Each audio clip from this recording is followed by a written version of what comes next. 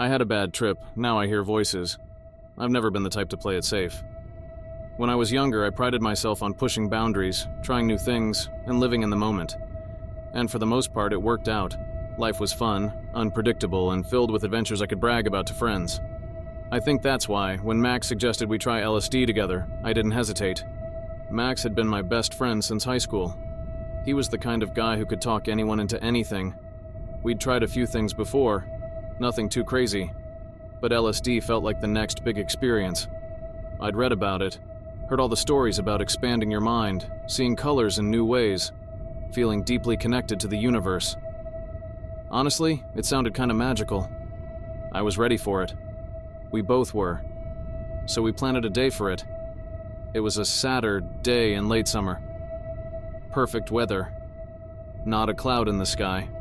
We gathered at Max's apartment, just a couple of us. No big party or anything. We wanted to keep things chill. Max and I were the only ones dropping that day, though. A few friends were there, mostly hanging out, playing music and making sure we didn't lose our heads. Everything started out fine. We each took a tab, sat back, and waited. The first hour was like something out of a dream. Colors were brighter, music sounded like it was flowing through me, and I couldn't stop laughing. It was just how I'd imagined it, a wild, euphoric ride through my own mind. Max was grinning, and we kept exchanging those "can you believe this" looks. We were in sync, riding the same wave, and it felt good. But somewhere along the way, something shifted. It wasn't sudden. It was more like a slow, creeping sense of wrongness. I remember staring at a pattern on the wall, watching it swirl and melt like it had been doing for the past hour. But then, it started to change, warping into something jagged, something that made me feel uneasy. I blinked, trying to shake off the discomfort, but the feeling lingered. The air in the room felt heavier, thicker. I started to notice things that hadn't been there before. Small things, like shadows flickering in the corners of the room, whispers that didn't seem to belong to anyone. I told myself it was just the trip. This was normal, right? Bad trips happen, but they're not dangerous. I tried to laugh it off, but it felt forced, hollow. Max must have noticed something was up because he gave me this concerned look, asking if I was okay. I waved him off, saying I was fine, but inside I was starting to panic. The whispers were getting louder, and I couldn't shake the feeling that something, or someone, was watching me. Not in the paranoid, "oh no, the cops are coming" kind of way. No, this was deeper, darker. Like the universe itself had turned its gaze on me, and I wasn't supposed to be here. I tried to focus on Max, but even his face started to shift in front of me. For a moment, it didn't look like him at all. It looked wrong, like his features were melting and reforming into something sinister. I shut my eyes, but that only made the voices worse. They were clearer now, whispering my name, mocking me. "You shouldn't have come here," one voice said. "You don't belong," another hissed. I opened my eyes, but nothing felt real anymore. The room, the people, the music, it all felt warped, like I was seeing it through broken glass. Max's apartment, which had felt so comfortable just an hour ago, now seemed like a cage. The walls pressing in on me. I needed to get out. I stumbled to my feet, muttering something about needing air. Max reached out, trying to stop me, but I shrugged him off. I could hear him calling my name, but his voice was drowned out by the chorus of whispers. They were everywhere, echoing in my head, filling the room. I couldn't escape them. I made it to the bathroom, slammed the door shut, and locked it behind me. My heart was racing and I could barely catch my breath.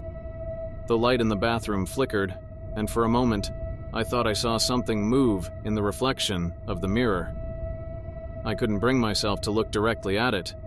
The voices were louder here too, bouncing off the tiles, growing more insistent. "You can't hide," they said. "We know what you are." I gripped the edge of the sink, trying to ground myself, telling myself over and over that this wasn't real. But the fear wasn't going away. The whispers, the shadows. None of it felt like a hallucination anymore. It felt real. Too real. After what felt like an eternity, I splashed cold water on my face, trying to shake off the terror. Slowly, the voices began to fade, but they never disappeared completely. They lingered at the edges of my mind, like an unwanted guest. I stayed in that bathroom until the worst of the trip passed, until I could breathe again without feeling like the walls were closing in on me. When I finally opened the door, Max was waiting outside, his face pale with worry. "You okay, man?" he asked. I wanted to say yes, to tell him it was just a bad trip, and I was fine now. But the truth was, I wasn't fine. Something had changed in me that night, something I couldn't explain. The whispers were still there, faint but persistent, like a background hum I couldn't shake. I brushed it off, telling Max I was just tired. We hung out for a little while longer, trying to laugh off the weirdness of the night. Eventually, I went home, telling myself I just needed to sleep it off. I'd wake up in the morning and everything would go back to normal. But it didn't. The next day, the world felt wrong. Not in a big, obvious way, but in small, unsettling ways. The air felt too thick, like I was breathing through a filter. Shadows moved when I wasn't looking, just at the edge of my vision. And those whispers, the ones I'd heard during the trip, they were still there, faint but ever present, like a radio station playing just out of tune. I tried to ignore them, telling myself it was just my mind playing tricks on me. Maybe I was still coming down from the trip. But as the days turned into weeks, the whispers didn't go away. If anything, they got louder, more insistent. At work, I'd hear my name being whispered from across the room, but when I looked, no one was there. At night, I'd hear conversations happening just out of earshot, like a group of people were talking about me in the next room. I knew they weren't real. I knew it. But knowing didn't stop the fear from creeping in. I didn't tell anyone at first. I didn't want to sound crazy. I kept telling myself it would pass, that it was just the after effects of the LSD. But deep down, I was terrified. Terrified that maybe this wasn't something I could just shake off. Maybe the trip had opened a door in my mind that I couldn't close. And no matter how hard I tried to convince myself otherwise, part of me knew that something had changed. Something that wasn't going to go away. For a while, I kept trying to ignore it. I figured the voices would fade if I just gave it time. I told myself it was all in my head, just some weird after effect of the trip. I didn't talk to Max about it after that night. I didn't talk to anyone about it. I didn't want to sound like a lunatic. But weeks passed, and instead of going away, the whispers got louder, more persistent. At first, it was easy to brush off. I could convince myself that maybe it was just the wind or someone mumbling in the distance. But after a while, the excuses stopped working. I'd hear my name, clear as day, whispered from an empty room, or in the middle of a crowded space where no one was paying attention to me. It wasn't just random noise anymore. It was targeted, directed at me. One morning at work, I was sitting at my desk, trying to focus on my tasks when I heard it again. The whispering. I froze, my fingers hovering over the keyboard, listening. At first, it was faint, like someone was whispering from across the office. But then it got louder, like they were right behind me. "Look at him," the voice said, venom dripping from every word. "He doesn't belong here. He's worthless." I whipped around, expecting to see someone standing there. But of course, the office was normal. People were at their desks, typing, talking on the phone. No one was behind me. No one was whispering. My chest tightened, my palms sweaty. I could feel my pulse pounding in my ears. I forced myself to turn back to my computer and focus on the screen, but the words echoed in my head. "He's worthless. He doesn't belong." I stayed at work as long as I could, but the longer I sat there, the harder it became to concentrate. I couldn't shake the feeling that people were watching me, whispering about me, judging me, even though I knew it wasn't real. Couldn't be real. I felt the weight of their eyes on me, burning into the back of my neck.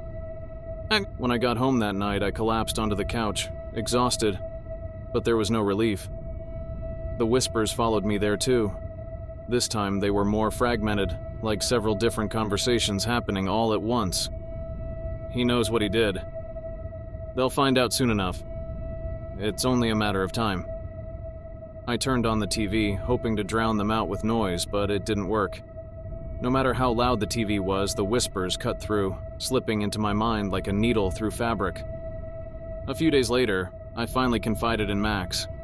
We were hanging out at his place, just chilling, like we used to, and I couldn't hold it in anymore. I told him about the voices, about how I hadn't stopped hearing them since that night. Max looked concerned, but not in the way I'd hoped. He didn't seem scared for me. He just seemed annoyed, like I was blowing things out of proportion. "Dude, it's just the trip messing with your head. It'll pass," he said, brushing it off like it was nothing. "You gotta stop stressing about it. The more you think about it, the worse it gets." I wanted to believe him. I needed to believe him. But deep down, I knew something was wrong. This wasn't just a bad trip anymore.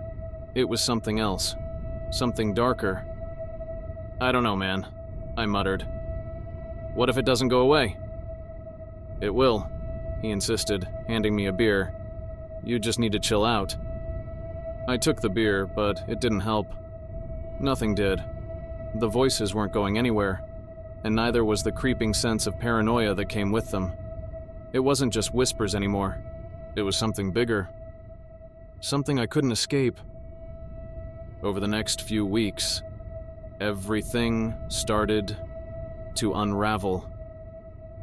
The voices were no longer just background noise. They were constant. I'd wake up in the middle of the night, drenched in sweat, hearing them whispering in the darkness, telling me I was being watched, that I was a failure, that people were waiting for me to mess up. At work, it got even worse. One afternoon, I was sitting in a meeting, trying to focus on the presentation when I heard them again. Clear as day. This time, it wasn't just whispers. It was full conversations, happening just out of earshot. I couldn't make out the words, but I knew they were talking about me. I could feel it in my gut. I glanced around the room, trying to see if anyone else noticed, but everyone seemed normal. No one was paying any attention to me, but the more I tried to ignore it, the more intense the feeling became. That deep, gnawing paranoia that I was the center of something I couldn't understand. Suddenly I heard Max's voice, clearer than ever before, except he wasn't in the room. He was at work, or at least he should have been, but I could hear him, as if he were standing right next to me. "He's losing it," Max said. "He's not gonna make it." I whipped around, my heart hammering in my chest. There was no one there. Of course there wasn't. I stood up abruptly, muttering an excuse about feeling sick, and left the meeting. I rushed to the bathroom, locking the door behind me, and splashed cold water on my face. But it didn't help. I could still hear him. Still hear the whispers. That night, I confronted Max. I couldn't hold it in any longer. I called him, demanding to know if he'd been talking about me, if he'd told anyone else what I was going through. Max laughed, but there was no humor in it. "What the hell are you talking about?" I told him everything. The voices, the paranoia, the feeling that everyone around me was watching, waiting for me to fail. But the more I talked, the more Max pulled back. He didn't understand. How could he? "I think you need to see someone," he said, his voice cold, detached. "Like a therapist or something. This is getting out of hand." I felt my stomach drop. I had hoped he'd understand, that he'd have some answer, some solution. But all I got was his disinterest. He wasn't going to help me. No one was. I hung up the phone, my mind racing. The voices were louder than ever now, mocking me, telling me Max had betrayed me, that everyone had betrayed me, that they'd been in on it from the start. By the time the next week rolled around, I could barely function. My hands shook constantly, my body felt like it was moving through molasses.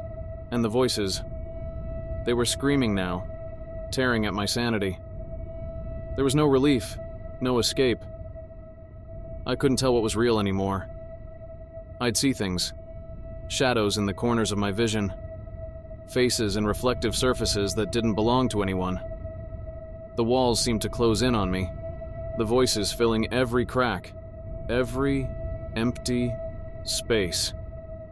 It felt like the world was shrinking, crushing me from the inside out. One night I snapped. I don't even remember what set me off. All I know is that one minute I was pacing my apartment, trying to drown out the whispers, and the next I was throwing things, shattering glasses, tearing apart books, anything to silence the chaos in my mind. But it didn't work. Nothing worked. I collapsed in the middle of my living room, my hands tangled in my hair, screaming for it to stop, for the voices to go away, for everything to just go back to the way it was. But they didn't stop. They never stopped. The morning after my breakdown, I woke up in a daze. My apartment looked like a tornado had ripped through it, broken glass, torn papers, clothes strewn everywhere. For a moment, I couldn't remember what had happened. My mind was a fog, my body aching from exhaustion. But then the memories came rushing back, and I felt that familiar knot of dread tighten in my stomach. The voices weren't gone. They never went away. I sat there, in the middle of the chaos, staring at the wreckage I'd made. My life felt like this apartment, shattered, torn apart, with no easy way to put it back together. I knew I couldn't keep living like this. If I didn't do something, the voices would drown me completely. That's when I made the decision I'd been avoiding for weeks. I called a doctor. The next few days were a blur of appointments and tests. I told the psychiatrist everything, the trip, the whispers, the paranoia that had been consuming me. I thought they might brush me off, tell me it was just stress or some lingering effects of the drug. But they didn't. They listened. Really listened.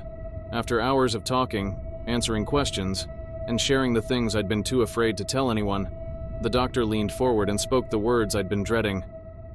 "You're showing clear symptoms of schizophrenia." Hearing it out loud felt like a punch to the gut. Schizophrenia. The word alone was heavy, loaded with stigma and fear.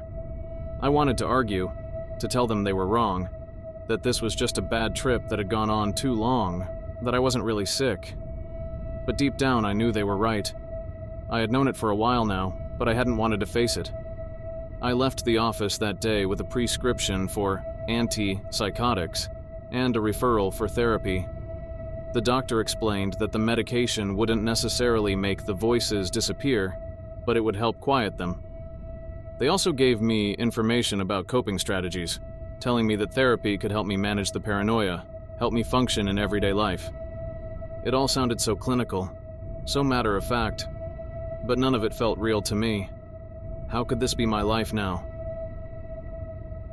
The first few weeks on the medication were strange.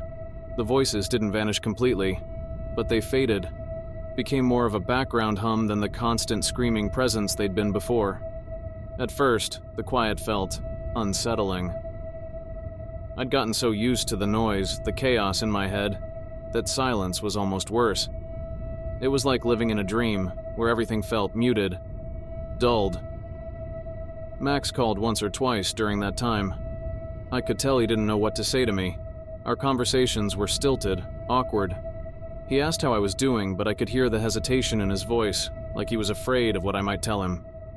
I kept it brief, vague, told him I was managing, and left it at that. We drifted after that. It wasn't surprising. He couldn't understand what I was going through, and I couldn't bring myself to explain it to him. How could I? How could I explain the constant battle in my mind? The voices that never really left, the paranoia that lurked in the background of every interaction.